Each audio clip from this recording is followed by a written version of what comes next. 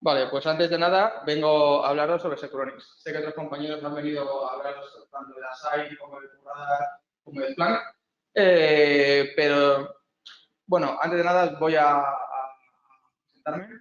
Soy Iñaki, llevo trabajando en Deloitte en 3 años, estudié Ingeniería de Telecomunicaciones en la Politécnica de Madrid y mi experiencia laboral básicamente son esos 3 años desde que entré en nivel 1 hasta ahora que pertenezco al equipo de SIEM. Dentro del equipo de SIEM me he especializado en la parte de UBA, que es User Behavior Analytics, que es lo que más futuro tiene, dado que al final lo que más se pide es analizar el comportamiento del usuario y prever qué es lo que puede hacer ese usuario o puede llegar a hacer. Y en esa especialización hay varios productos que son llamados como UBA y ahora los que más fuerte están pegando son tanto Syncronis como Exabeam. En lo que respecta a Exabeam, en Deloitte tampoco tengo mucha experiencia porque no hay ningún cliente que haya pedido Exabeam, pero sí es verdad que Syncronis sí que están pidiéndolo más. ¿Y en qué se basa en que lo pidan y en qué no? Pues sobre todo en marketing y en estudios que ahora veremos más adelante. Vale, esta va a ser la agenda de lo que vamos a ver hoy. Pues un poco sobre qué es Securonics, cómo se fundó, cuándo empezó, cómo Securonics entiende lo que un SOC necesita, las diferencias entre Securonics y otros productos para valorar cuál te interesa más. Un programa MSP. MSP, no sé si lo encontráis, es un entorno multicliente. Nuevamente, la idea es tener un solo hilo para cada cliente y no todas las aplicaciones dejan tener más de un cliente en un producto. Y esa, sin embargo, sí que se puede tener todos los clientes que quieras. Vale, tema de licencia y precio también podemos verlo, aunque está más adelante las diapositivas. Tema de especialización, deployment options, que es como instalar la aplicación en el entorno del cliente. Y luego varios apéndices. Hacer ahí una pregunta. Bueno, no hay pregunta, no.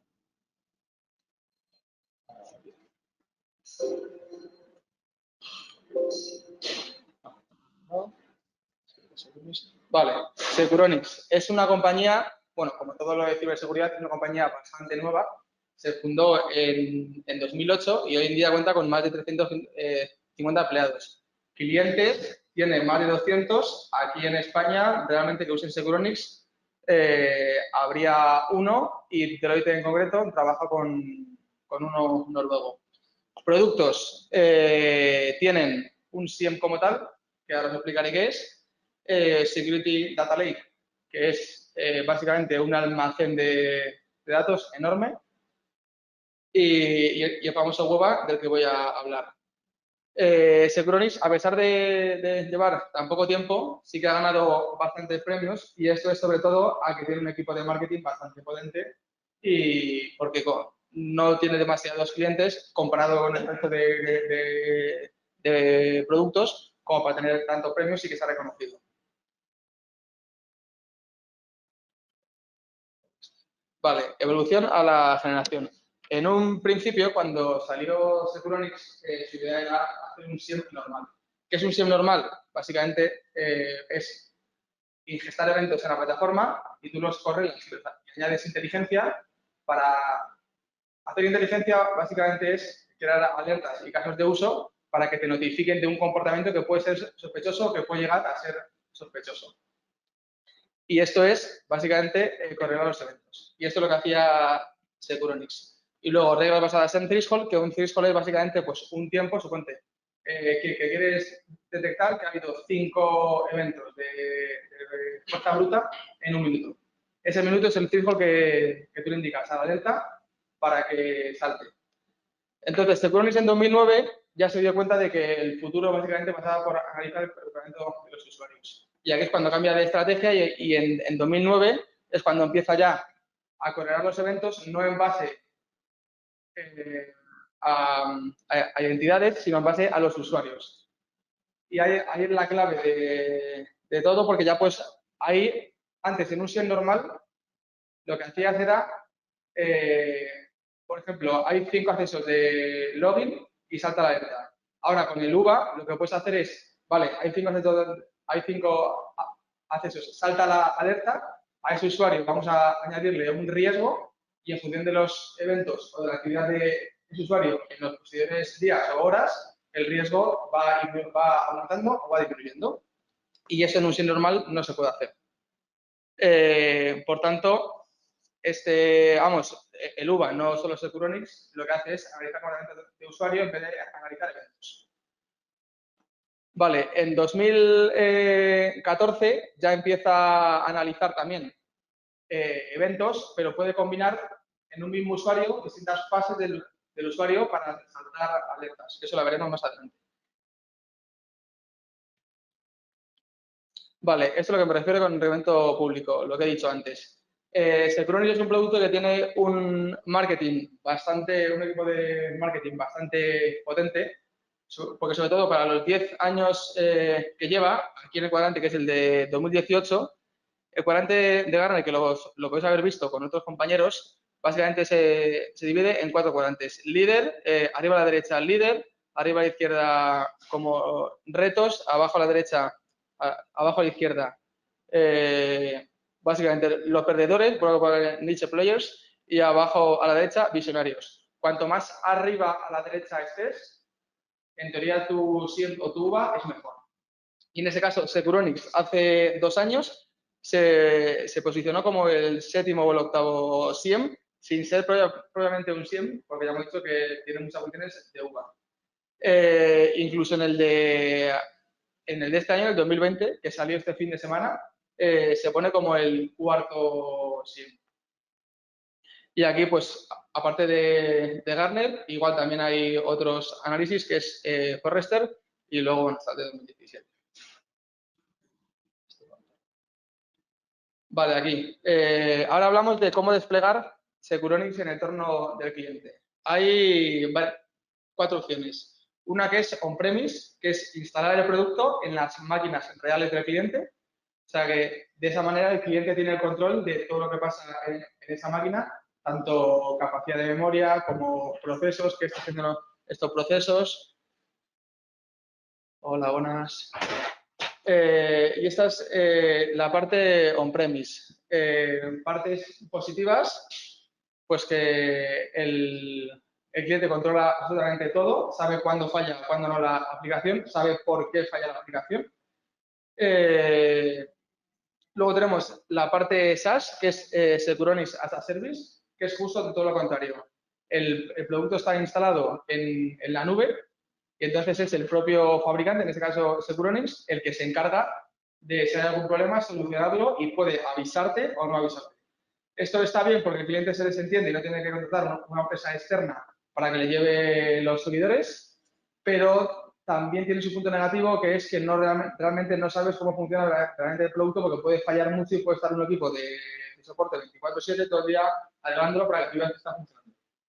O sea, que tiene partes buenas porque te ahorras en costes, pero no llegas a entender realmente el producto, que funciona y que no. Y luego Managed Service, que lo he comentado antes, que es en un entorno MSP, en un mismo... Esto normalmente suele ser todos desplegados en una nube, porque al tener más de un cliente se necesitan máquinas muy potentes y el dinero que hay que gastar en máquinas reales es muy elevado como para permitirse. Entonces está todo desplegado en la nube.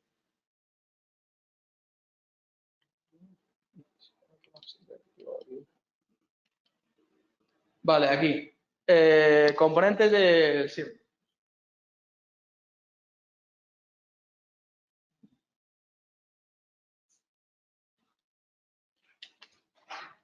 Vale, en este caso vamos a hablar de...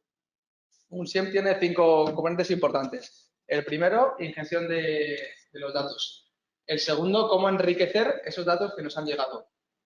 Tercero, el almacenamiento de esos datos. Cuarto, el análisis de esos datos. Y el quinto lugar sería User Interface, que es cómo el cliente puede ver esos datos a través de la aplicación. El primero, Data Ingestion. ¿En qué consiste? Básicamente, ingestar datos es hacer llegar a la plataforma todos los productos que hay en la empresa Y cuanto más productos estén en la empresa, tendrás una mayor visibilidad de toda la seguridad de la empresa. ¿Y esto cómo se puede hacer? Pues hay varios tipos de integraciones. Es por syslog, por base de datos, por vía API, que ahora como todas las herramientas suelen tener aplicación web, suele ser la más cómoda y la más rápida, por base de datos, que ya la he dicho también, y por fichero. Estas son las cosas. Syslog, ¿tienes apunta? Ah, vale, por Syslog básicamente es el servidor, lo pones en escucha, y directamente en la fuente de datos manda a un puerto el que tú quieras, por defecto suele ser el 514, y protocolo solemos recomendar que sea TCP, que es más seguro, y al final esto es, en este caso no hay ningún fallo, ni ningún punto bloqueante, porque desde la máquina se manda directamente al producto. Luego tendríamos por base de datos, si por lo que sea la fuente está en una base de datos, se integra por la base de datos. Es un poco más complicado porque sí que requiere de una cadena de conexión para integrar la fuente. Por API, que he dicho que pues, haría falta un script para traer los datos de la API al producto y tener el usuario y contraseña de la aplicación. Y por fichero, que básicamente es, le pides a la fuente que deje los archivos en un fichero y directamente tú vas a leer a ese fichero. Eso está bien, pero claro, depende muy bien de la cantidad de ficheros que el cliente deje ahí simultáneamente. Él puede ser capaz de leerlo o no, puede tener problemas a la vez de ingestarlo. Vale, enriquecimiento de datos, ¿en qué consiste? Sí. En algún punto vas a transformar la data, necesitas un ETL para hacer una gestión de data o la data almacenada. ¿Cómo? ¿Por repetirlo? En la parte de inicio, necesitas algún tipo de ETL, no sé, tengo un forking y tú antes de hacer la encuesta necesitas que pase por un ETL o tiene conectores ya desarrollados. No, vamos, luego veremos cómo integrar cada tecnología, pero en este caso, por ejemplo, para el Forti sí que hay un conector específico de esa fuente y sería básicamente por su duplicación. Y la data en algún momento es alterada, o sea, hablamos de Forti. ¿Alterada en qué sentido? Que necesitas algún ETL para transformarlo en un formato que se necesite o puedes hacer algo como algo. No, luego veremos cómo hacer parsers, que es bastante sencillo, pero no haría falta nada directamente. O sea, se puede integrar directamente. Luego sí es verdad que todas las ingestas, luego lo veremos, pero cada parte de estas se forma un job, o sea, es formado por un job, y tú el job si lo haces correr pues cada 15 minutos o cada media hora o lo que quieras, básicamente. O sea, igual eso sí que responde a tu pregunta del DTL.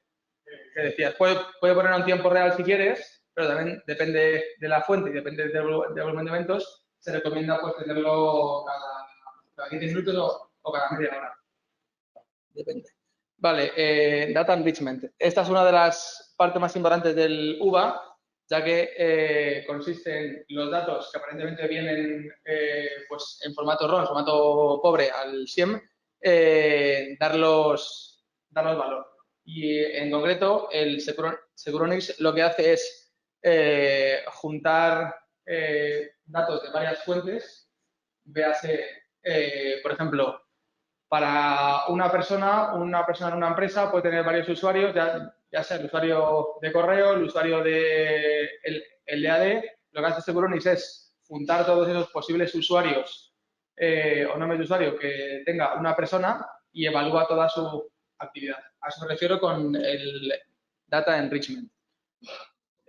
Y claro, y en base a eso, tú puedes saber, por ejemplo, si una persona ha mandado un usuario, por ejemplo, el mío, pmora@deloitte.es. Puedes saber si el usuario pmora ha mandado muchos correos a una empresa externa y a su vez si esa persona luego, el usuario pmora, porque se ha validado en la cuenta de Microsoft, en Google, en SharePoint, se ha bajado muchos ficheros. Pues si combinas esos dos eventos, puedes crear bastante alertas y casos de uso más interesantes que en un SIEM se pueden hacer. Vale, luego, y aquí también se puede añadir, ¿me preguntas? Se puede añadir da la opción de añadir información de una third party, que significa básicamente, pues, por ejemplo, para listas de IPs o listas de dominios que están categorizados como sospechosos o como maliciosos, básicamente si tú lo importas o lo linkas con el Securonix, ya directamente sabe que esa IP pues, está reputada como falso positivo. Vale, data storage. Esto básicamente es el almacenamiento de los datos. Aquí es muy importante definir bien las especificaciones de la máquina que se va a hacer en un entorno on-premise, ya que en función del volumen de datos puede que se llenen ante los servidores o no.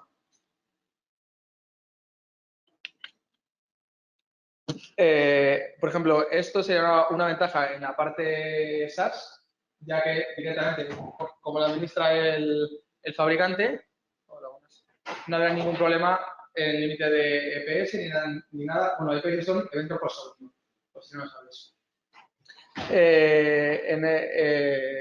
Entonces, aquí en el almacenamiento, en un entorno cloud, como he dicho, no habrá ningún problema limitarse con EPS, porque como está todo administrado por parte del fabricante, ellos ya controlan todas las variables posibles para que en ningún momento la plataforma ni se caiga ni se mantenga bien. Vale, aquí venimos a la parte interesante de Luga, el Data Analytics. Securonix incluye bastante inteligencia artificial a la hora de detectar tanto amenazas como posibles alertas. ¿Y esto cómo lo hace? Pues en base al Machine Learning, que la propia herramienta va aprendiendo de los comportamientos normales de los usuarios y su evolución a lo largo de los días. Y luego también lo que he añadido es el tema de las alertas, clasificarlas por fases para que vayas añadiendo criticidad al usuario si va cumpliendo X requisitos, lo cual es imposible de hacer en un SIEM convencional. Vale, y luego la interfaz de usuario, ¿qué es lo que nos permite?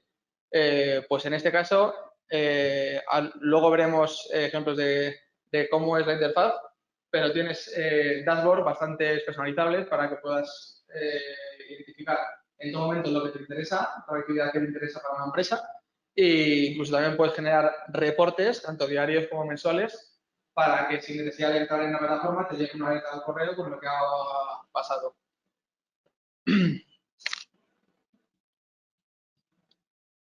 Vale, esto lo veremos luego. Vale, aquí. ¿Cómo es la interfaz de Securonix? Igual os suena un poco el ejemplo de cómo es Splunk, más o menos es muy parecido a Splunk en torno a la interfaz.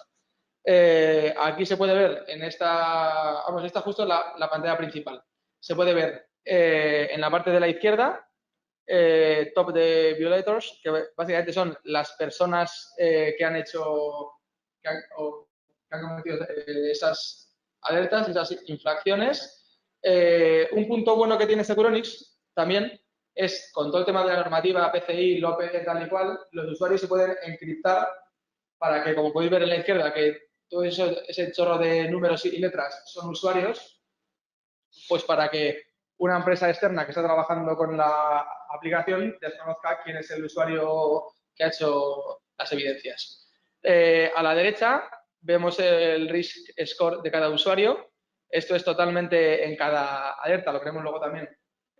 Puedes tú seleccionar qué risk score aumenta cada usuario si infringe esa regla y cuánto tiempo tiene que pasar para que ese risk score disminuya en el tiempo, porque un usuario igual puede fallar la contraseña 5 veces porque ha venido de vacaciones y no se acuerda y es un evento totalmente normal. Igual ese día sí que le sube mucho el risk score, pero conforme va pasando los días se va disminuyendo hasta llegar a cero si no hace nada más. Y esto es una variable que en este caso está configurado de 0 a 1000, pero puede ser también de 0 a 100, el risk score. Vale, en el medio podemos ver amenazas. Bueno, voy a aplicar primero violaciones, que tiene más sentido, y luego amenazas. Violaciones es alerta normal y corriente, un caso de uso. ha saltado y aquí te lo indica. Y las amenazas son la combinación de varios casos de uso en el tiempo. Esto es lo que realmente da valor a Securonix, porque las violaciones son una regla de ARSAID o una regla de Currada, por ejemplo. Luego, mira, aquí también podemos ver, esto es un pantallazo que saqué yo de hace una semana, que es desde que empezó el servicio, aquí se han ingestado 26 billones de eventos. Esto, obviamente, está en un entorno on-cloud, porque si no, viendo la volumetría de eventos, sería imposible de almacenar en una máquina real. También se puede ver estos márgenes también, por ejemplo, de amenazas, tanto eso de aquí abajo de las 24 horas y demás, pues cambiarlo por el tiempo que tú quieras, el que más te interese. Y las de arriba también, aquí está de media hora y media hora, pero también es totalmente customizable. Igual que abajo, arriba se ve las amenazas, las violaciones y las personas que, vamos, cuántas personas han cometido infracciones.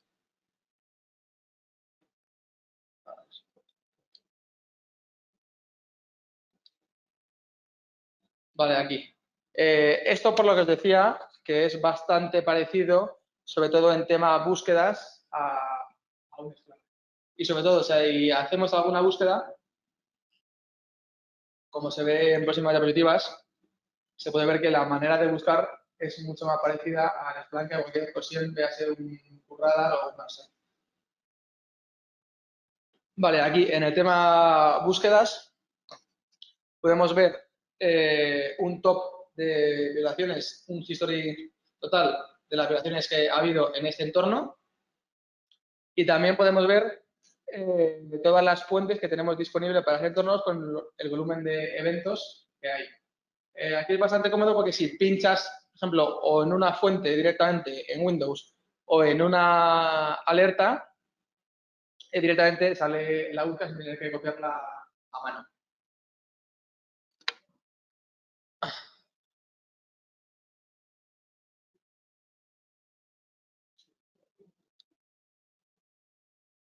Vale, vale, esto es lo que os decía. Por ejemplo, si le dais directamente a la fuente, ya saldría ahí y os ayudaría en la búsqueda. Aquí podemos ver, por ejemplo, pues el tráfico durante el 3 de febrero hasta el 19 de febrero de todos los eventos de Windows en Microsoft. Tema. Aquí están categorizadas. Vale, esta diapositiva la vamos a dejar para después. Primero vamos a ver cómo se parsea. Vale. Antes de llegar a hacer búsquedas, es necesario tener en la plataforma toda la información necesaria para llevar a cabo la actividad de desarrollo de los casos de uso. Y en este caso, la ingesta de datos, Securonix cuenta con bastantes conectores ya desarrollados previamente para cada tecnología, para que su integración sea mucho más sencilla, salvo si es un producto muy raro que no lo usa casi nadie, eso sí que va a ser justo, por así decirlo, pero para la mayor parte de productos que ya conocéis, Securonix tiene un conector para el que integrarlo. En este caso, cuando yo he querido integrar, por ejemplo, Microsoft, sí que tenía que seleccionarle tanto el vendor como la funcionalidad. Resource Type es, en este caso, yo lo tengo integrado de manera que tengo un Splunk funcionando como SIEM que manda directamente los datos al Splunk, al UVA, que en este caso es el Securonix. De esta manera, Splunk me funciona como SIEM y Securonix, que tiende más a UVA, lo tengo únicamente funcionando para crear casos de uso en función de los comportamientos de los usuarios. Y como SIEM, como almacén de datos, está Splunk. En ningún momento estoy reteniendo los datos en ambos, porque si no sería duplicar información. Entonces, en este caso, el tipo de integración sería a través del Splunk. Vale, Console Ingester. Vale, aquí sería el nombre que yo le daría a la plataforma, a la fuente. En este caso, Microsoft Windows. aquí se cogería el formato de logs del horario que yo le voy a mandar. Y en este caso, como yo estoy haciendo peticiones a mi Splunk para que me mande los eventos, le tengo que pedir al recurso donde está instalado el Splunk esos datos. Entonces sería pidiéndole, pues, básicamente, esto es una integración por API. A la URL, ataco a la URL por el puerto, casi siempre suele ser el 8089, y para este caso, o como he dicho antes, en una API hace falta tanto el usuario como la password de la consola. Aquí la tenemos puesta, el host sería el mismo, y el puerto pues sería un poco duplicar información. Aplicación, esto es porque dentro de Splunk, no sé si lo conocéis, hay varias aplicaciones con instalar los drivers que quieras, y aquí tú tienes que seleccionar en la que están los datos que se va a mandar a Luba, que en este caso se llama Securonix. Y luego, dentro de esa aplicación, que es la que va a mandar todos los datos a Securonix, como va a mandar datos de diferentes fuentes, lo que tienes que hacer es directamente en origen, en este caso en Splunk, ser muy concreto con las búsquedas que quieres hacer. No, la búsqueda que quieres hacer no, con los envíos que vas a hacer para poder dividir bien correctamente cada fuente que vas a mandar y que no se entremezclen los datos. En este caso, como son eventos de Windows, yo lo que he hecho ha sido una búsqueda en el Splunk que se llama Securonix WinEventSec. Y con eso sé que si hago una llamada a esa, o referencio a esa búsqueda, solo me van a traer eventos de Windows. Aquí, Parsing Techniques. ¿Qué es un parser? Pues un parser es la manera que tenemos de tratar la información para que sea legible por el producto. En este caso, a ver si la anterior diapositiva se puede ver un formato RAW. ¿Qué es un parser? Básicamente, pues esta información suele venir en RAW, que es el evento crudo, y es pues todo esto seguido, sin espacios. Bueno, puede no tener espacio, puede ser coma, puede ser punto y coma, o puede ser una gravilla de datos que no hay por dónde cogerlo. Y eso es lo que llamamos hacer un parser. Y ese en el fondo es bastante importante en nuestro trabajo, porque la manera que tengas de categorizar los eventos es muy importante para luego desarrollar los casos de uso, sobre todo el campo en el que lo vas a añadir. Entonces, en el parser es donde elegimos que, por ejemplo, Windows Security Events vaya en el campo transaction string 1. Aquí, vale. Y en este caso, estos eventos en el RAW vienen separados, cada campo viene separado por un file. Pero como os he dicho antes, puede ser por coma, puede ser punto y coma, puede ser espacio, puede no venir separado y tienes tú que investigar cómo viene, o incluso que lo más complicado es una regex, que ya es desarrollarla por tu cuenta. Vale, y aquí hay una acción de Securonix que está bastante bien, es que para todos los eventos de una fuente que no han podido ser parseados, te los guarda en una carpeta, y luego tú ya ahí tienes la opción de hacer el parse o ver qué lógica siguen para poder hacer un parse más acorde a esos datos.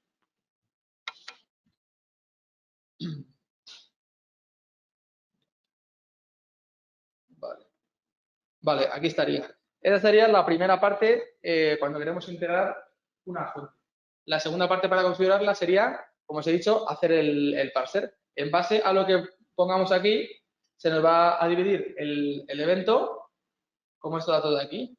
Y ya aquí, en este caso, Securonix sí que es bastante cómodo comparado con otros SIEMs, porque tanto, por ejemplo, ArcSight, que yo he trabajado bastante, es bastante tedioso para el tema de hacer parser, currada también, porque sobre todo porque es todo fuera de la interfaz.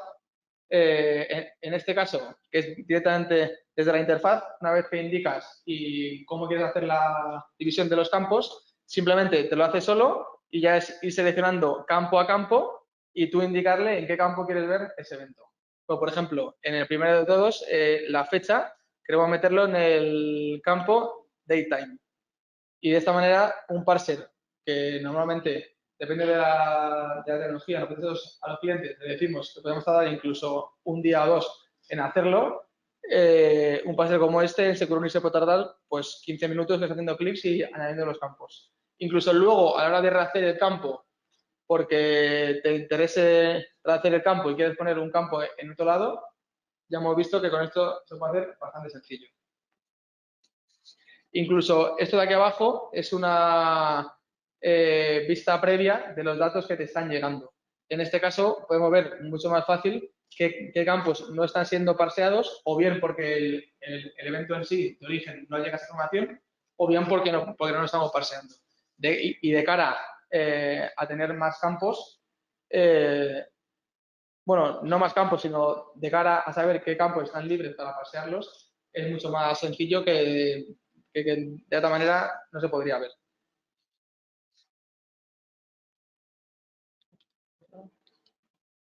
Vale, aquí llega la parte importante de Securonics, sobre todo para analizar comportamiento.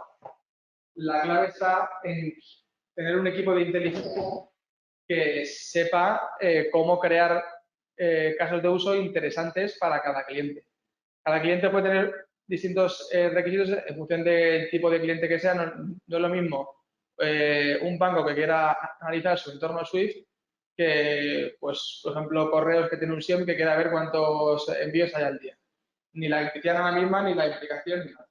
Entonces, en este caso, para crear políticas, ¿qué es lo que se haría en Securonix? Bueno, Securonix es decir que incluye más de 500 políticas out of the box, que están por defecto incluidas.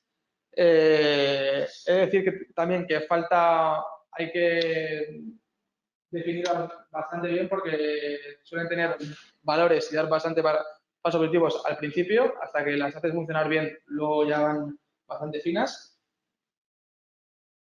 Pero al principio es verdad que es un poco tedioso. Igual yo dejaría una semana corriendo las subreglamentadas una semana para que se acostumbren todos los valores de umbrales y a partir de ahí ver qué reglas saltan más y qué reglas saltan menos.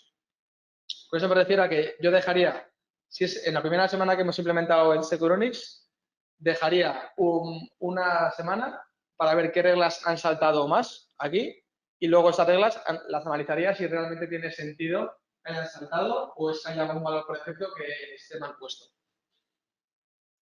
Porque, por ejemplo, las que vemos aquí,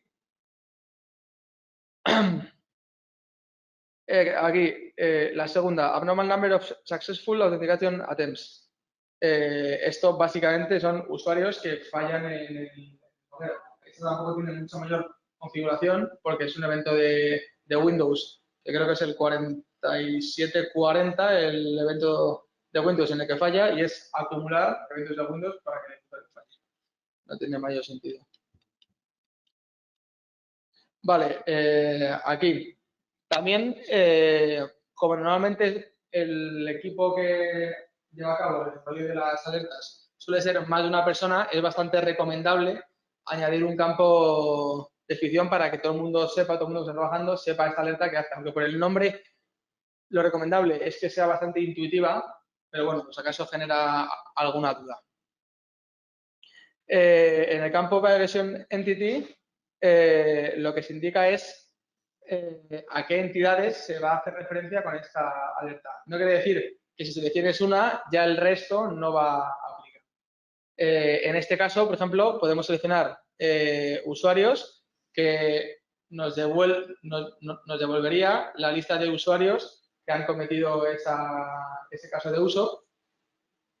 Activity Account, como es este caso, que se puede solucionar y te devuelve la lista de las actividades, vamos, de las cuentas que han estado monitorizadas.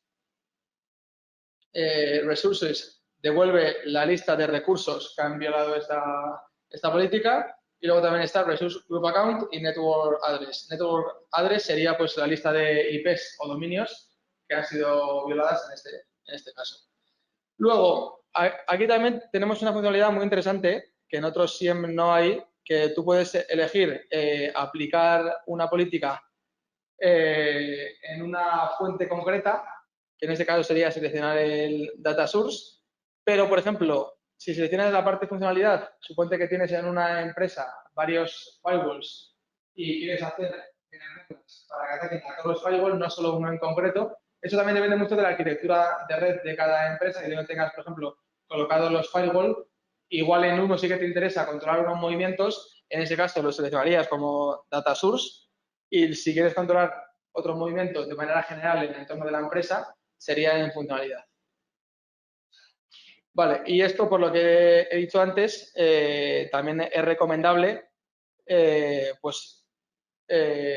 escribir o añadir quién ha escrito esa regla, quién la ha creado, pues para saber en caso de que no la modifiques o no la cambies o no sepas por qué ha puesto X valor, salga con esa persona. Sobre todo si es un equipo en el que se está trabajando, hay varias personas involucradas, tanto en inteligencia como en ingestión de datos y demás.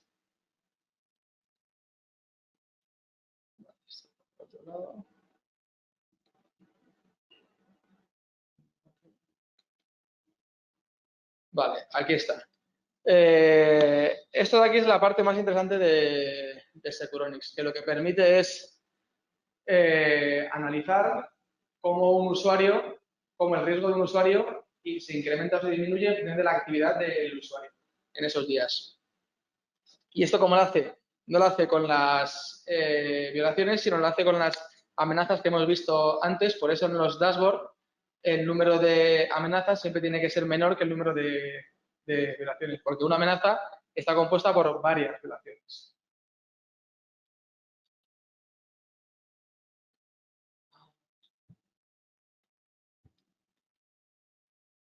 Aquí. Vale. En este caso vemos que para el usuario Keter Blake tiene asignado un risk score de 100. Y esto, vale. En este caso, la cadena de amenaza lo que haría sería evaluar la actividad de Keter Blake en base a 4 fases que está definida en la propia amenaza. La primera sería reconocimiento. Al usuario le ha llegado un correo de spam. Esto puede ser porque el usuario esté añadido a cualquier lista de correos, que no lo deba, sobre todo si es el correo de la empresa. Y esto, según esta política, lo que hace es añadir al usuario como spam, recibir un spam es un evento de seguridad que tampoco implica mucho riesgo en la empresa, a priori está categorizado como bajo riesgo y esto le otorga al usuario un score de 0,6. Si se quedase ahí, a lo largo de los días, el riesgo de este usuario iría bajando hasta 0 y hasta ser un usuario normal. En la segunda fase ya vemos que el usuario lo que hace es un exploit, abre una ventana de Windows, de CMD, y ejecuta un comando que no es de su día a día. Y esto lo que hace es aumentar el riesgo del usuario en 0,53 y además esto, vale, aumenta el riesgo del usuario en 0,53 y esto es lo que me refiero con que Securonix es capaz de hacer esto y en otros SIEMs no, porque en otros SIEMs tú no puedes asociar qué evento ha ido después y qué antes. O sea, no puedes crear una cadena de reglas como sí que puede asociar Securonix.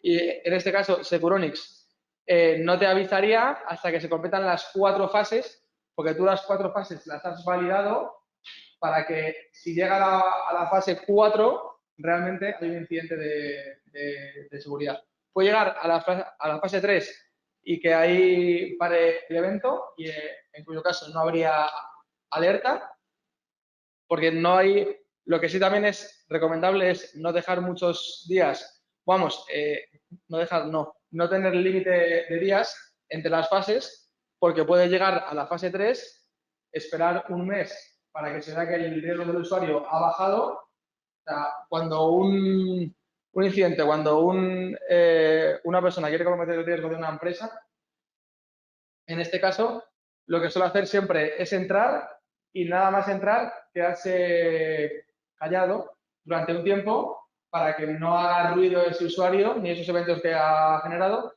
y al cabo del tiempo seguir ahí y ahí es cuando ya realmente hace daño.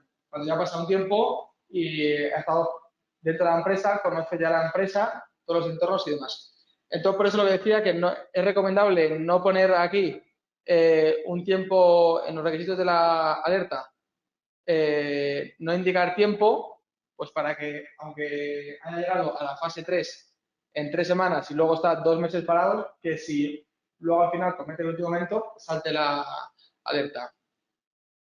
En este caso, el usuario a los 2 días, como os he dicho antes, realiza un comando de Windows que no está en su día a día.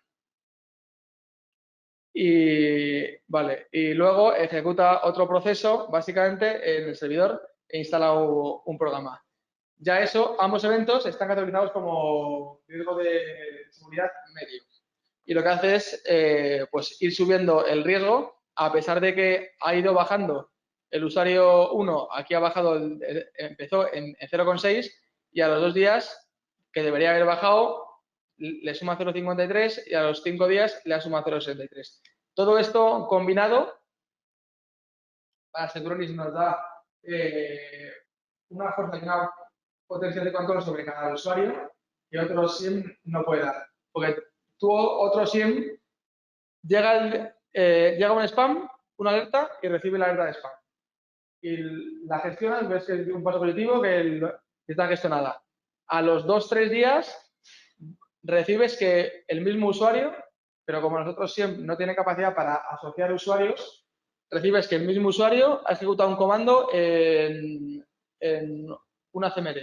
Esos eventos, de manera aislada, no generarían ningún riesgo de seguridad. Y por eso otros SIEM no lo pueden identificar porque no tienen la capacidad de asociación de todos los eventos. En este caso, al ver que vas pasando, que el usuario va pasando fases, vas viendo cómo el riesgo de una empresa se puede ver afectado y en este caso sí que habría que detectarlo y al menos enviar un correo para ver si ese usuario está haciendo lo correcto o porque sea usuario administrador o porque tenga que hacerlo por X motivos o realmente este usuario ha sido hackeado y está haciendo cosas que no debería. Vale, y ya en la última, lo que se detecta es pues tráfico indebido a los 15 días y es cuando se genera la alerta y le salta. Eso se puede hacer con, este ejemplo está hecho con 4 fases, pero se puede poner 2, 5, 10 o las que quieras. Cuanta más fases haya, como es normal, más complicado será de que salte el evento, pero si salta te aseguras de que realmente es lo que está buscando.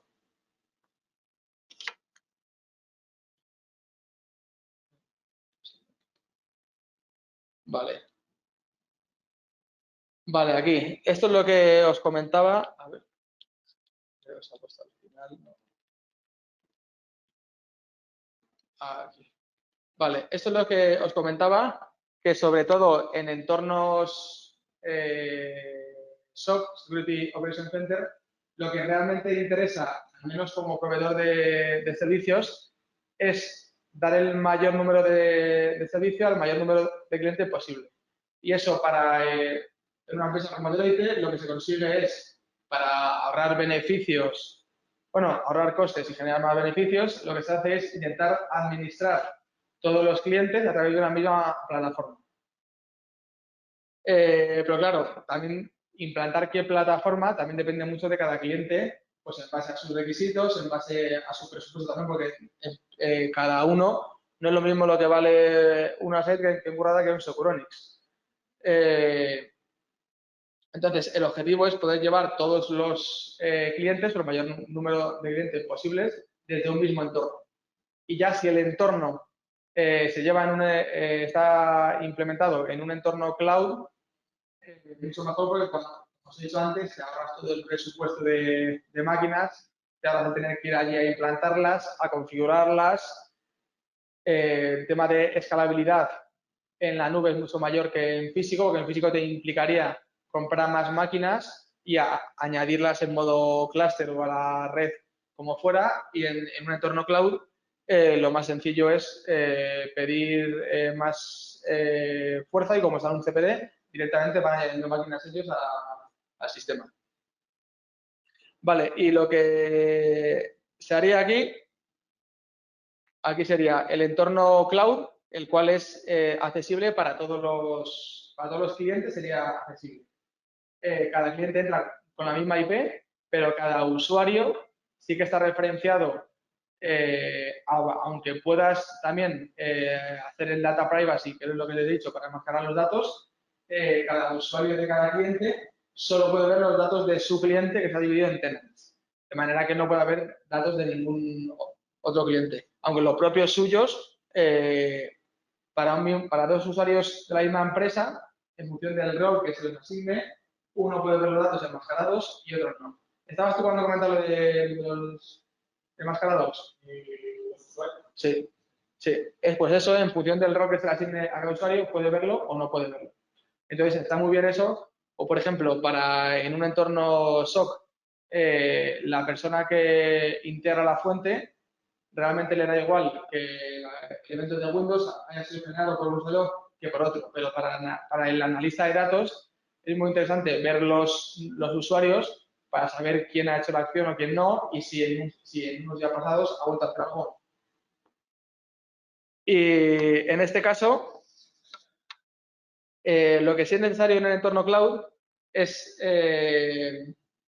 instalar una máquina de recolección en el entorno del cliente, porque normalmente los clientes ahora ya cada vez menos, pero no les suele gustar mucho el tema de la nube por protección de datos, porque está un poco descubierto, porque realmente no sabes dónde van tus datos, ni cómo se almacenan, ni qué se hacen con ellos, ni nada.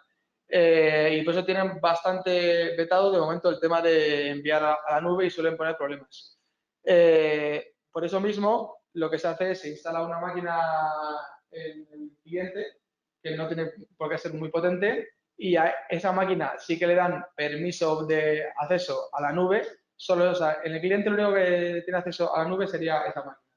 Entonces, las fuentes del cliente se mandan a esa máquina y ya esa máquina sí que tiene acceso para ingestar los datos en el producto. Y esto es lo que vemos aquí como ingester, que es la máquina que yo os hago referencia, y luego aquí sería, pues, por ejemplo, los ordenadores de los clientes o los firewall o los proxy, lo que sea. Y directamente de esta máquina es la que se manda ahí. Y como podéis ver, cada cliente, que es un tenant, iría totalmente por separado. ¿Un entorno MSP qué supone o qué ventajas tiene? Pues si en un momento la empresa crece mucho, tiene muchos más usuarios o quiere cambiar de arquitectura y el número de EPS incrementa demasiado, este entorno tiene bastante estabilidad, sobre todo a largo plazo. Y mantenimiento no sería muy caro, ya que el precio básicamente es el mismo. Otra cosa que no he dicho es en la mayoría de SIEMs el tema de precio va por EPS, que es evento por segundo, y según vas injetando más fuentes, va subiendo los EPS, como es normal, y te toca pagar más. En este caso, Securonix, todos los UVA, de uniones como Exabeam, se licencian en base a los usuarios que estás monitorizando.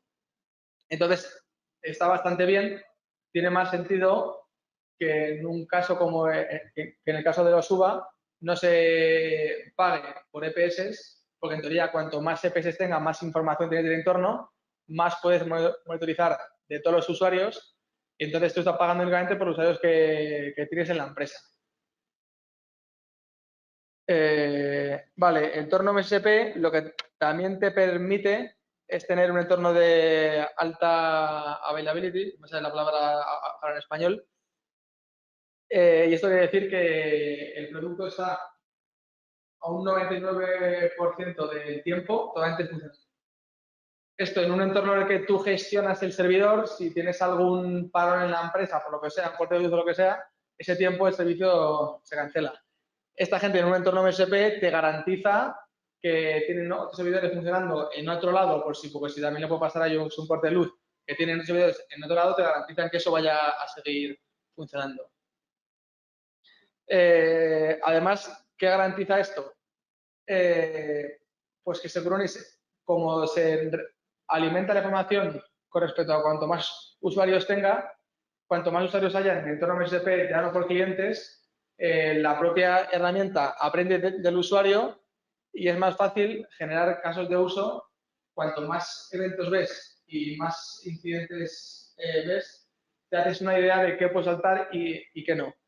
Y por eso Securonis tiene, como os he dicho antes, unos 500 casos de uso perfecto en la librería que puedes llegar a usar. Pero esto os recuerdo que hay que tener bastante claro que yo les dejaría mínimo una semana corriendo para ver qué alertas hay implementadas y qué no. Porque yo me ha tocado revisar las alertas varias veces, incluso con soporte de Securonix, y hemos estado días y días. Vale, en este caso el tono claro, como digo, totalmente manejado por Securonix. Y esto lo que es que cualquier incidencia de que... Dime.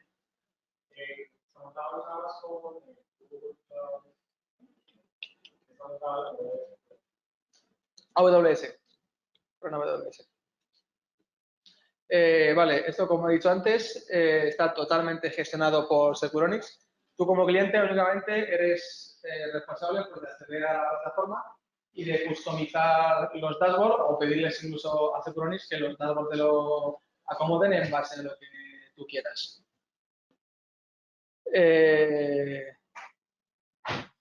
Vale, Share Resources and Better Efficiency.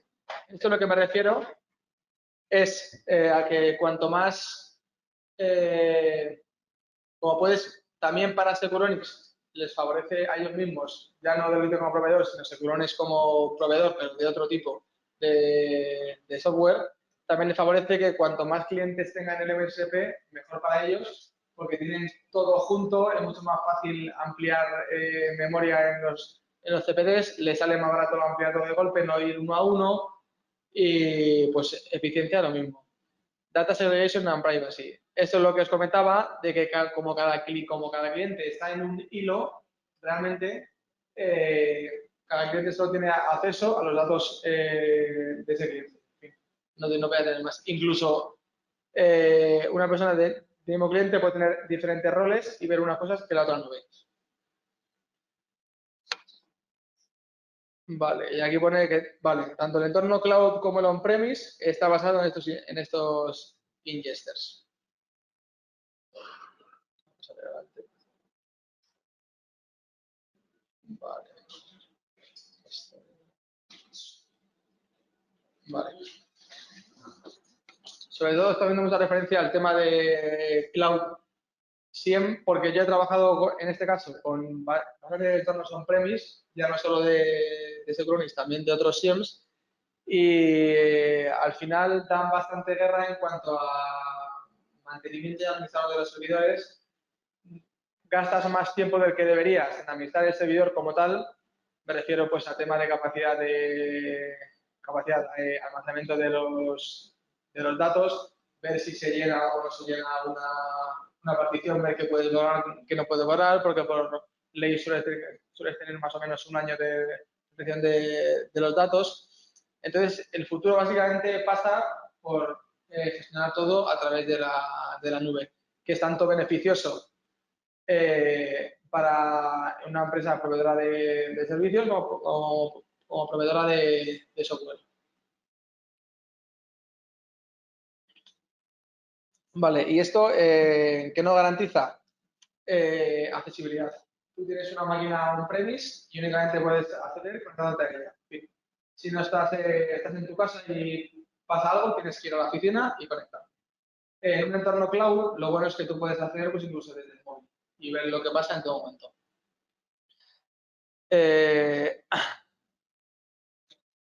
Vale, operaciones. Aquí está el tema del Sniper Eye. Sniper Eye es una herramienta que trae configurada la propia aplicación para monitorizar todos los recursos y que todas las fuentes están reportando de manera correcta. Es decir, suponemos, como hemos visto antes, aquí atrás. Aquí, yo esta búsqueda que la lancé pues el 23 de febrero. Aquí hemos visto que pasan 4 días y no está reportando la fuente. No hay manera, igual que esto sí que es un defecto de Synchronics, digo tanto lo bueno como lo malo, no va a ser todo bueno porque si no todo el mundo tendría Synchronics. No hay manera de saber que esa fuente está fallando si no es logueándote en la aplicación. Y esto me ha llevado a mí muchos quebraderos de cabeza porque no todos los días tengo tiempo para meterme en la aplicación y ver que están funcionando bien todos los clientes. No tiene sentido que una aplicación tengas que analizar su viabilidad haciéndote el login en la aplicación, porque sobre todo los fines de semana sabes que no te vas a hacer, que no vas a loguear. Entonces, en base a eso, esta gente lo que ha hecho es desarrollar una propia aplicación que te monitoriza Sniper que está incluida en el precio y es simplemente instalar como un agente que te monitoriza toda la plataforma. ¿Y esto qué hace? Pues te monitoriza, bueno, la plataforma y tanto el servidor como el que está. Si es on-premise, si es on-cloud, esa parte está fuera. Lo que hace es, básicamente, es controlar que todas las fuentes reportan en tiempo real. Y si algunas fuentes de verdad que tienen poco volumen de eventos, sobre todo las de base de datos, que esas fuentes se puede añadir que no reporten o que no salte la alerta porque es un hecho normal.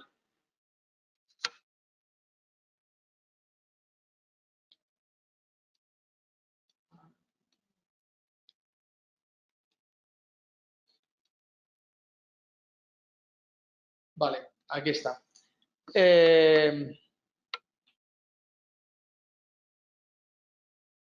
Vale, sí. Básicamente lo que decía, SniperEye monitoriza import jobs, que como os he dicho, cada datos se hace a través de un job. Y tú el job lo puedes configurar para que recoja eventos en tiempo real o cada 15 minutos o cada media hora. Lo suyo más o menos es que vayas explorando los eventos para que no todos cojan en tiempo real y no saturen o con una diferencia de unos 2-3 minutos y todo se procese de una manera normal.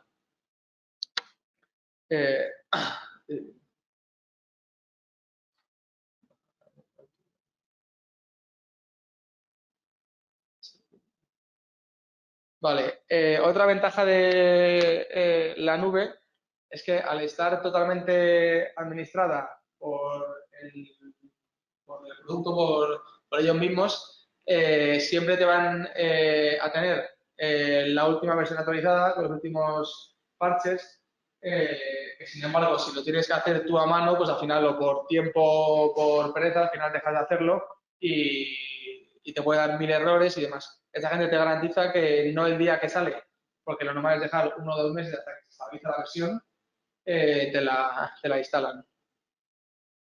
Lo que también te incluyen es, si por ejemplo han visto que en otros entornos es recomendable, dadas las fuentes que tú tienes, integrar otra para hacer crecer la inteligencia, te avisan. Y eso está muy bien porque en otros sitios te tienes que pegar tú con tu cerebro a saber qué te viene bien integrar y qué no. Lo normal es siempre tener, cuanto más información tengas, mejor. Pero es verdad que muchos clientes son reticentes a compartir toda la información o te comparten lo que ellos consideran incluso más importante. Y a veces hay otras cosas más importantes que no te las dan o porque ellos mismos desconocen que son necesarias para un entorno MSP.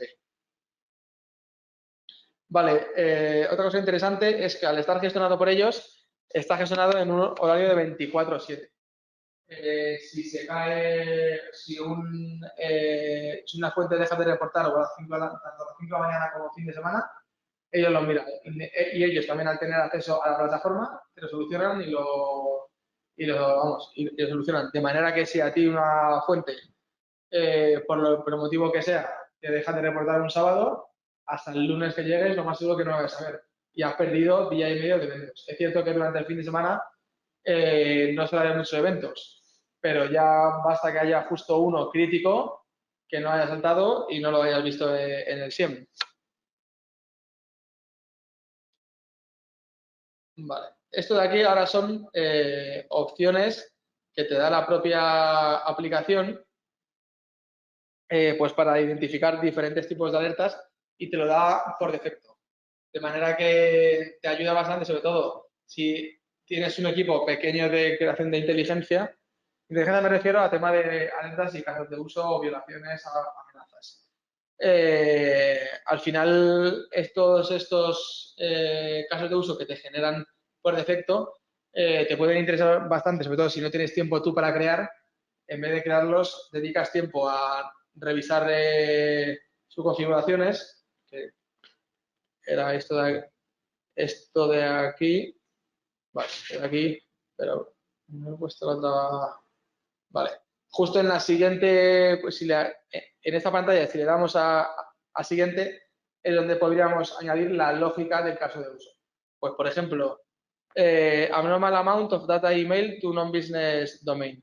Este caso de uso, de lo que se trataría sería un usuario que ha mandado a muchísimos usuarios que no son del mismo dominio de la empresa, muchos emails. Entonces, en este caso, lo que sería importante parsear para este evento, ¿qué os ocurre? ¿Qué eventos harían falta que haya? O sea, si tú quieres monitorizar que un usuario manda muchos correos a una cuenta de correo de dominio que no es del mismo dominio de la empresa, ¿qué haría falta? Haría falta al menos, como mínimo, que esté parseado la persona que manda el correo para saber qué identificar. Haría falta parsear todos los recipientes de ese correo y clasificarlos en base al dominio. Si el dominio es el mismo que el que lo manda, no había ningún problema. Dime. No, hablaba un poco también del licenciamiento que era a través del usuario. Sí. Es también un usuario corporativo que a usuarios no corporativos. Esos usuarios no corporativos se encargan a poder ser licenciamiento. No. Tú únicamente monitorizas los que están bajo tu dominio. Porque es que ver un usuario externo únicamente lo vas a poder ver a través de, pues, o del correo, que al final es una fuente que usamos día a día, o de un firewall si una opción externa. Pero vamos, eso no entraría en tu dominio, pues si no será un caso de otra. Ya tienes que pagar por un usuario que no es tuyo, ya es lo que faltaría. Entonces, en este caso también sería necesario parsear lo que os he dicho, el usuario, el campo del dominio de los recipientes, que supone que, supongamos que sea el mío, pemora@deloitte.es, haría falta, aparte de parsearlo, añadir una condición para que se quede únicamente con el dominio y sepas capaz de diferenciar si es el mismo dominio que el que lo ha enviado o que no lo ha enviado. En esta regla, con esos tres campos, sería suficiente. Lo que sí es verdad que tienes que remarcar, que analizar qué es para tu empresa un volumen anormal de eventos, pues igual eres alguien de marketing y estás enviando correos a la mayor gente posible. Y sobre todo, ¿en qué tiempo? Puedes seleccionar que sea o en un mismo correo que haya muchos recipientes o a lo largo de un día que haya mandado muchos correos. Todo eso es configurable aquí.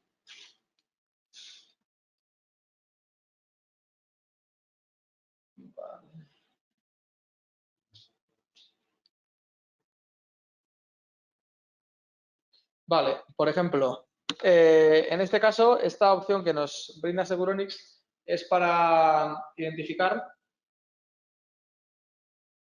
cuando hay una exfiltración de datos, cuando los datos son cogidos y manipulados hacia el exterior, o hay un mal uso de una persona que tiene ciertos privilegios de ser un administrador. Entonces, en este caso, Securonix lo que nos da es, aquí podemos ver 10 ejemplos de reglas, fuentes a las que van asociadas y los beneficios. Pues, por ejemplo, por poner un ejemplo, New o red, mira, ahora que veo esta es curioso comentarlo. New o red login activity. Esta regla, si no la defines bien, cada vez que creas un usuario, te va a saltar porque va a haber el primer evento, New Login Activity, va a haber el primer evento de ese usuario creado, lo va a ver y va a saltar. Entonces, ahí habría que definirlo bien para que no saltara. Por ejemplo, Service Account Misuse. Eso puede ser un administrador de un buzón de correo que sea administrador, que tenga permiso para descargarse todo el correo. Tampoco tiene mucho sentido que se lo descargue y se lo envíe pues a su correo personal, porque realmente no lo va a querer para nada. Y tanto ya la propia actividad de descargarse el correo ya no es muy normal. Pues entonces, para estos casos que realmente igual con la lógica sí podríamos sacarlos, pero si no tienes tiempo no lo vas a pensar, esto nos ayudaría a muchos Securonics, ya que nos da algunos casos perfectos que nos pueden servir o igual algunos que directamente no nos pueden servir.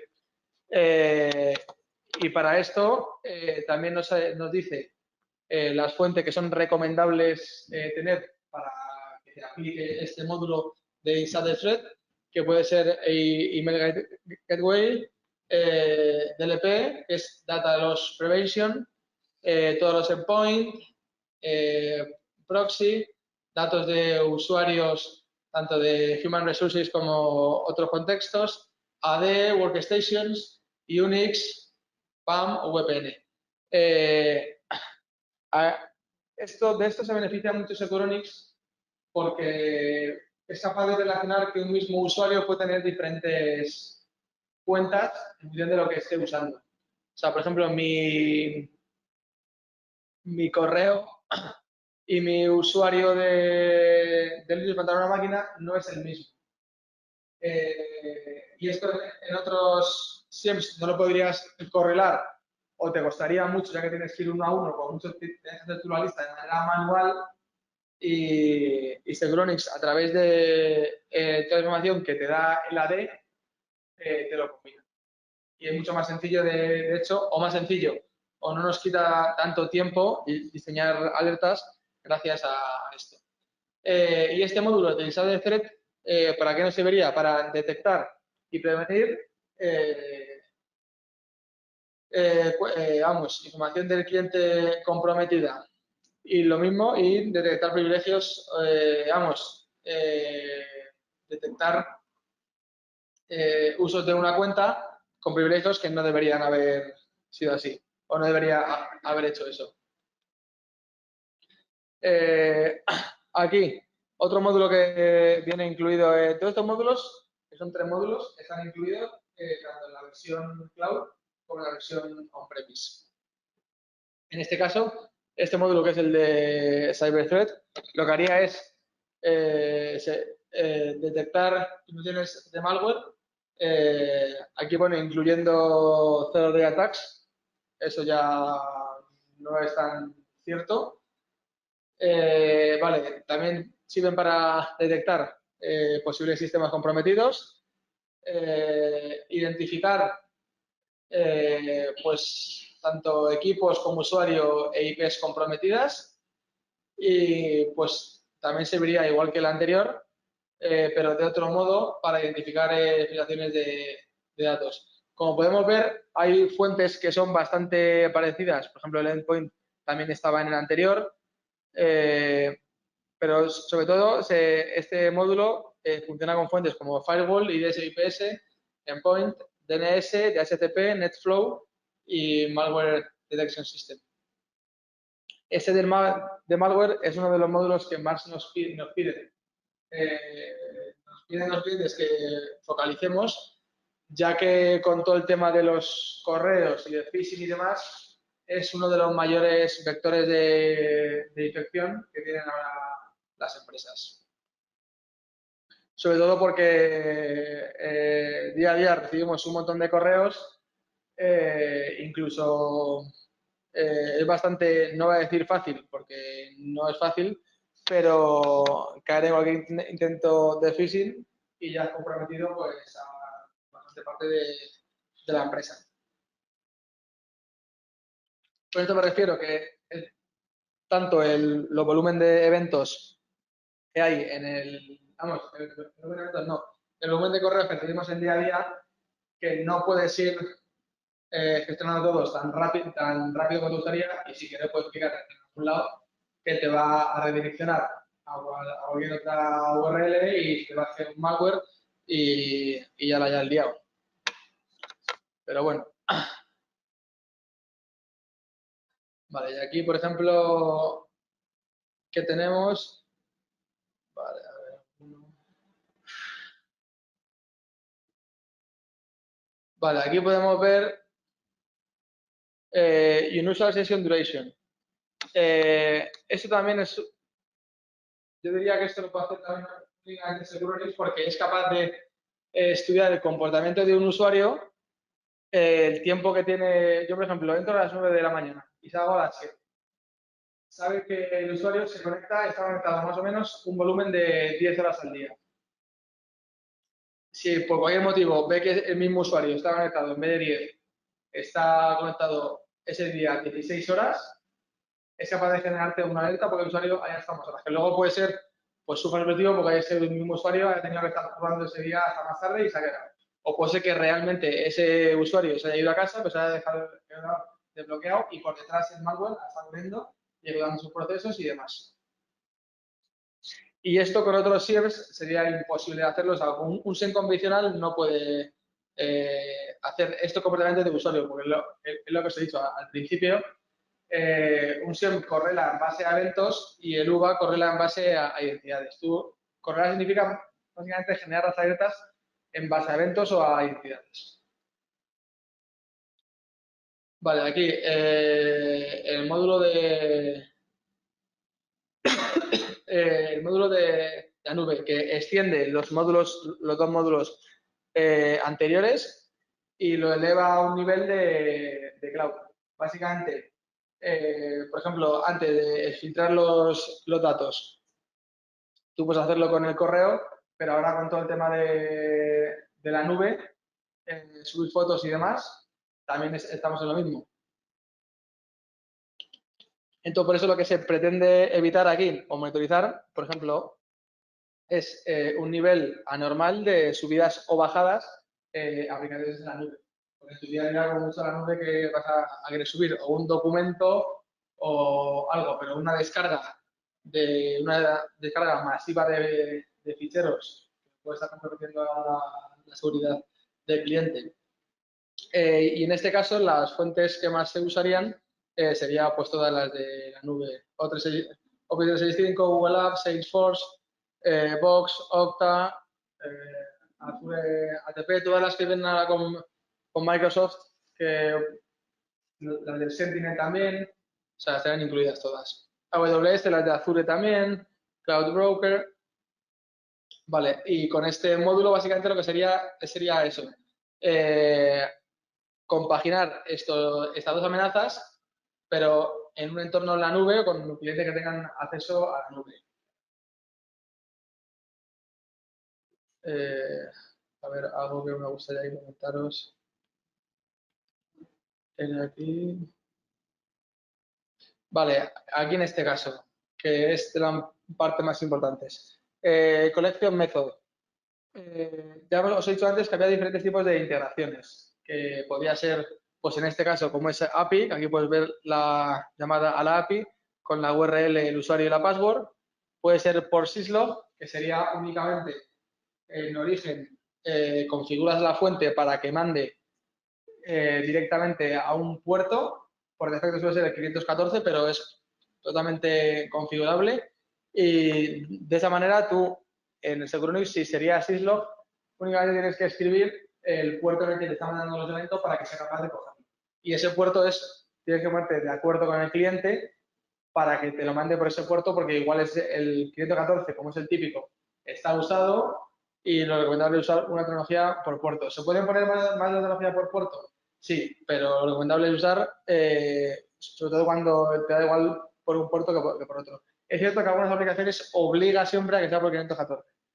En ese caso no hay ningún problema, pero En el caso de que sea por fichero, que esto básicamente es que el cliente te deje todos los logs en una carpeta, en un directorio, y vaya el propio Securonix a leerlo a esa ruta.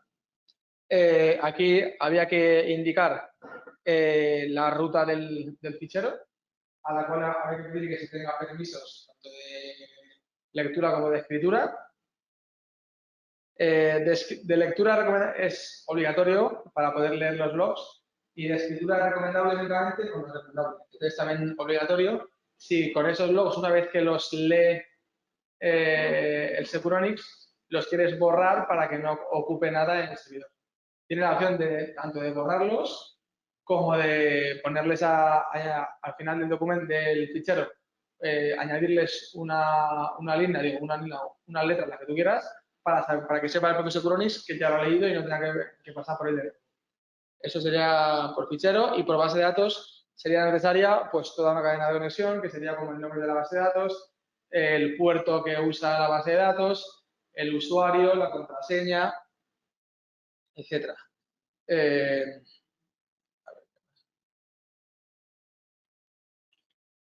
más? Vale, esto sí, esto. Antes. Vale.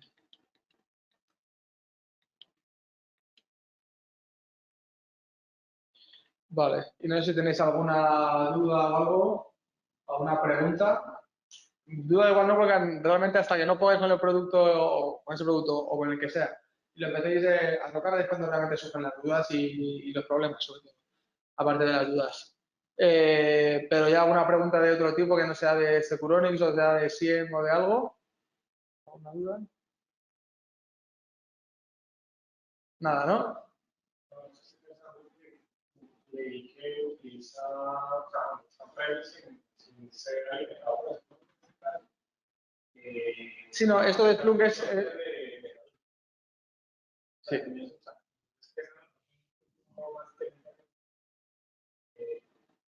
Un engagement con gente que utiliza previos, que necesariamente las cosas de Hadoop por remontado y sobre eso se montaría.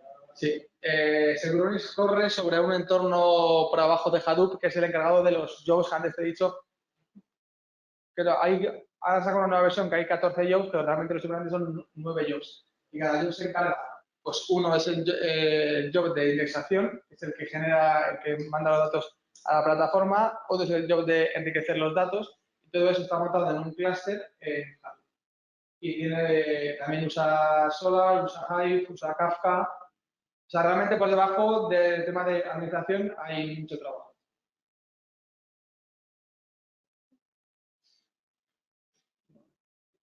Y no sé, son y 20. No sé si los que estáis online tenéis alguna duda o alguna pregunta. Tú mencionabas que se podían utilizar reglas de temporada o la amenaza. ¿Quiere decir que hay algún framework de reemplazo de 100 en el que tú puedas cortar esta regla de alguna de estas dos herramientas que encontramos dentro de... Sí, como tercera, vamos, hay un apartado de configuración como que se llama de third party, en el que puedes incluir esas reglas y se importan las reglas. Yo no lo he hecho, pero creo que se importa la lógica únicamente. De todos modos, como te he dicho, ArcSight correla en base a eventos y Securonix correla en base a usuarios. O sea que la lógica no es totalmente igual. La lógica que puedas cogerte de currada o de ArcSight, igual aquí funciona de manera distinta o no funciona. O sea que eso habría que revisarlo bien.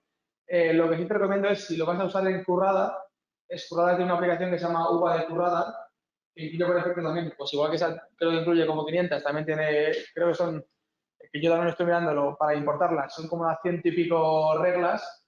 Esa sí que puede tener más sentido incluir ese módulo de Uva de currada. Y de hecho, el módulo de currada, no sé si usas algún currada o Splunk. Es que el módulo de Splunk creo que de Uva que toca pagar. Splunk es todo pagar. Es completamente aparte. Y ese sí que lo he usado. Igual que igual recordar sí que lo he usado. He hecho un proyecto que acaba mañana, he hecho mismo, que tengo una entrega. El Splunk no lo he usado porque como toca pagar, los clientes no. Y de hecho, el cliente este que tiene Splunk ha preferido comprar Securonis como UVA antes que comprar la versión de Splunk. Pero bueno, eso ya depende de... ya no sé diferencia de precio cuánto hay entre Securonis y el UVA. Pero bueno. Es necesario saber algún tipo de agente en los ordenadores individuales. No. ¿Cómo hace esa recolección? Necesita precisamente, ¿cómo analizaría ese comportamiento básico? ¿Cuál es la línea básica? Si él no está viendo constantemente, quiere decir que igual nos toca recolectar prácticamente casi todos los logs que estén generando los usuarios localizados en sí. Por ejemplo, de logados. Aunque yo sé que eso se sale del director activo, si yo quiero estudiar un poco más a profundidad el comportamiento, ¿qué aplicación se utiliza? Claro, pero en ese caso, para ver, por ejemplo, el comportamiento, tanto un bloqueo de una cuenta o de una alta nueva, eso sería integrar únicamente el AD. Y el AD ya está siendo monetizado por la empresa en sí. Naturalmente no hace el trabajo de monetizar a todos los usuarios, sino ya es la empresa que lo hace y la que le inyecta al sitio. Sobre todo, en este caso que es del AD, es mucho más fácil. Pero es todo ver los logs, en la consola de la empresa que te lo mande a ti. No hay que instalar ningún agente, ningún ordenador en particular, ni nada. No sé, está muy bien por políticas de esta y yo como persona administrador, ¿cómo detectar el sistema? Ese es un registro que queda a nivel local, es algo que un evento de Windows o de Hombre, queda a nivel local, pero también se está haciendo, o sea, hay fuentes que también monitorizan todas las actividades en el ordenador. Y se está mandando. O sea, todo el acceso a todas las carpetas están siendo monitorizadas. Entonces, o sea, que si te bajas un punto exe, que en este caso no está soportado por la empresa, y luego vas a la carpeta o lo ejecutas, ya solo el hecho de descargarlo, que se guarde en la carpeta de descarga y que, por lo que sea, te deja ejecutarlo, aunque no debería, ya estás ejecutando un comando que no deberías salir o lo estás guardando en una carpeta en la que no podrías. O sea, tanto por un evento o por otro te debería llegar información. En caso de que alguno de los dos no salte por lo que sea, el otro sí que te debería llegar.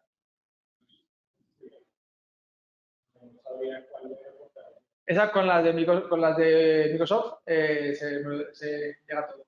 De hecho, déjame. Mira aquí, a ver si justo tengo suerte la de Microsoft aquí. No, estas de Kerberos y de Kerberos. Vale, sí, estas no. Vamos, que la de Microsoft eso puedes verlo. A ver,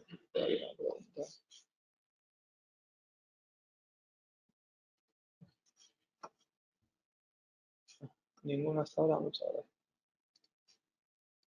Vale. Pues si no tenéis ninguna pregunta más, Sony 27, que queréis dejarla aquí, o como queráis. Yo puedo seguir grabando hasta y media y más tiempo si queréis, o sea que hoy os dejo libres. ¿Tenéis alguno de pensado en trabajar en ciberseguridad? ¿Lo tenéis en mente? Yo la verdad que me metí sin tener mucha idea de dónde me metía, porque fue mi trabajo. De hecho, no había acabado en la carrera.